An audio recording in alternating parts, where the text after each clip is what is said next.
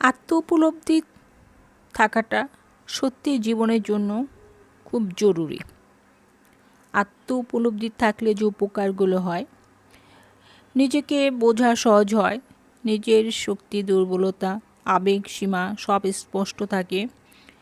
তাই ভুল হলেও নিজেকে হারিয়ে ফেলি না।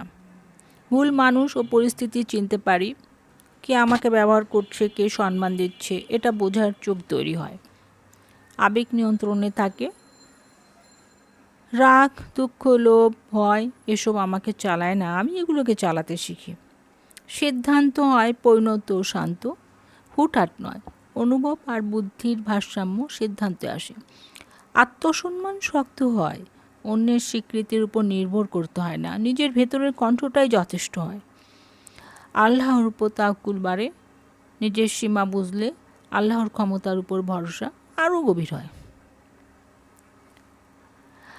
আত্ম উপলব্ধি না থাকলে যে ক্ষতিগুলো হয়, নিজের ভুল বারবার করি, কারণ বুঝিই না কথায় ভুল করছি, সহজে ম্যানিপুলেট হই, মিষ্টি কথা ভয় অপরাধবোধ সব দিয়ে মানুষ আমাকে চালায়। সম্পর্কগুলো বিষাক্ত হয়, কারণ সীমা টানা শেখা হয় না। ওভার থিঙ্কিং বাড়ে, নিজেকে না বুঝলে মন কারণে ক্লান্ত হয়ে পড়ে। আত্মসম্মান ক্ষয় হয়, অন্যের মতামতের উপর নিজের পরিচয় হয়ে যায়। জীবন নিয়ে অভিযোগ বাড়ে, সবাই দোষী লাগে, নিজের দায়িত্বটা চোখে পড়ে না। বন্ধুরা, আপনারা যারা আমার ভিডিও দেখেন অবশ্যই সাবস্ক্রাইব করবেন এবং লাইক দিয়ে আমাকে খুশি করবেন।